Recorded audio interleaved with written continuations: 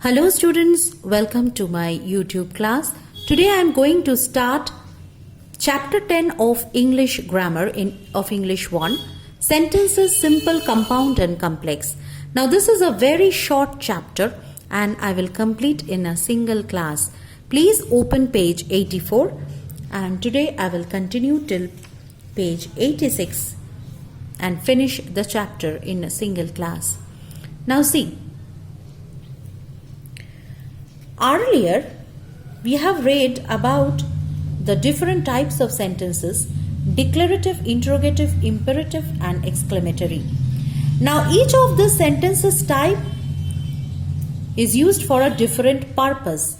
Like declarative is used for any statement, declaration of any statement. Interrogative used for asking questions.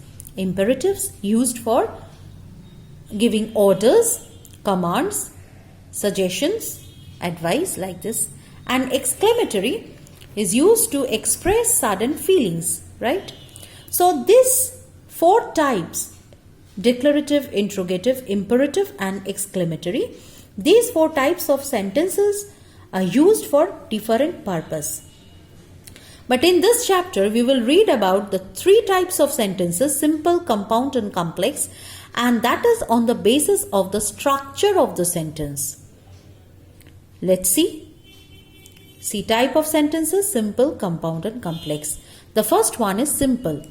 Let us read the definition given in pink. A sentence which has only one finite verb is called a simple sentence. Let us read the example. Sheena sat in the park on the wooden bench near the pond, not noticing the squirrel near her feet. Sat is the only finite verb. Students, sometimes you all think that simple sentence means it's a very short one. No, this idea or this concept is entirely wrong. What you have to keep in mind is that a simple sentence always has only one finite verb. In this sentence, this is the finite verb. This sentence is not at all a very short sentence. It's quite long. But see, only one finite verb is placed in the sentence. Now you may say that this noticing is another action word. This is the verb and this is also a finite verb. No, noticing is not a finite verb. This is an infinite verb. So you cannot consider any non-finite verb. If there are non-finite verbs, it can be there. That is not the issue. That is not the criteria for calling it a simple sentence. But if you find only one finite verb like this, sat, then only you can call it a simple sentence. There can be other non-finite verbs. That is not the problem. But you have to keep this in mind that there should be at least one finite verb. And as already I said, it is not necessary that a simple sentence is always short. The most important fact is that it should contain only one finite verb.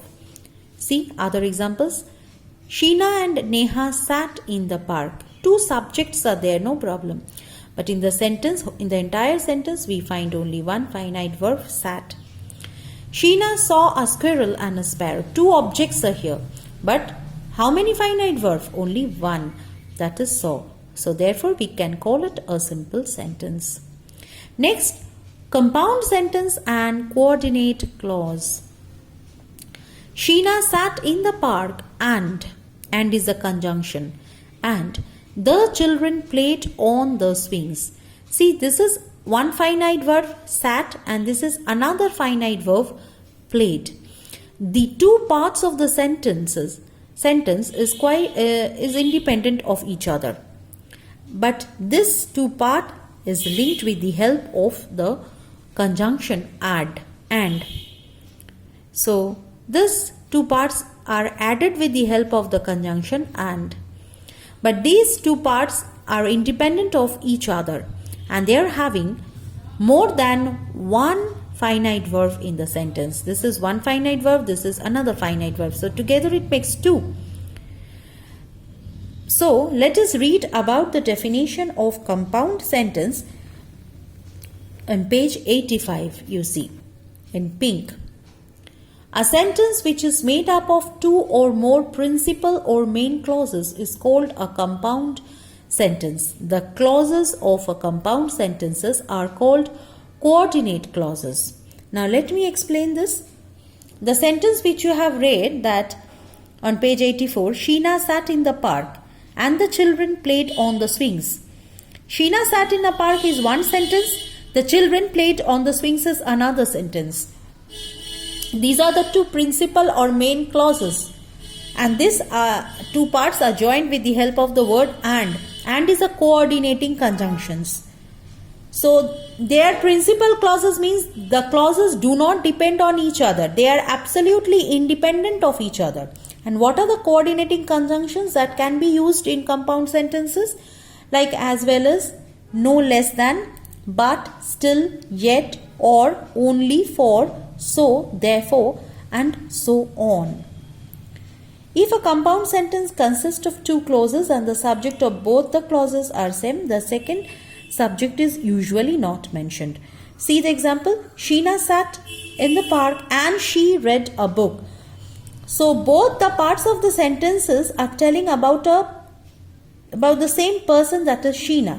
So in this sentence we can omit the second subject, that is she. We need not write the she again. Sheena sat in the park and read a book, because in this sentence it is talking about the same person.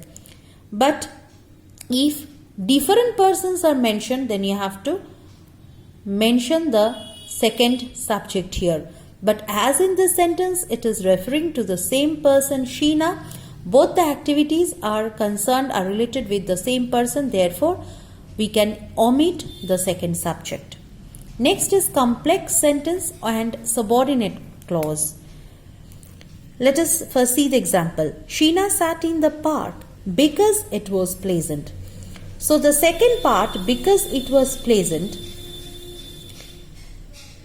there is a use of the subordinate clause because. With the help of because, it is another conjunction. This is another subordinate clause. Why did Sheena sit? Because it was pleasant. So see, the first part depends on the second part. So there, the two clauses are not independent, and this is joined with the help of the conjunction because. So therefore here it is the subordinate clause, subordinate conjunction, and this is the subordinate clause.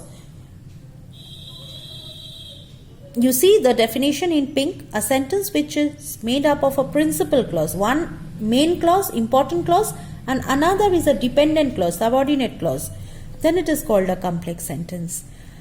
What are the subordinating conjunctions? That, when, after, whenever, while, till, since, where, as, so, that, if, unless, though, yet, although, and so on. These are the subordinating conjunctions which we can use in writing complex sentence. Remember that in complex sentence there is one principal clause or main clause and another subordinate clause which depends on the principal clause. So there is an interdependent. But here in the compound sentence, both the clauses are principal clauses, main clauses. They are not dependent on each other. So that is the only difference. Here are some more examples which you can read of your own, and in the pink box below on page 85 the features are given. This also you can read of your own. Whatever has been explained, these things are only written over there, and the features continue in next page, page 86. These things also you can read of your own, and there is the exercise. Exercise answers will be sent to you through attachment. So that's all for today. I have explained the full chapter 10, sentences, simple, compound and complex. Students, please listen to my explanation. Read the chapters of the pages thoroughly, try to understand. I hope this will help you to understand well. Thank you for watching.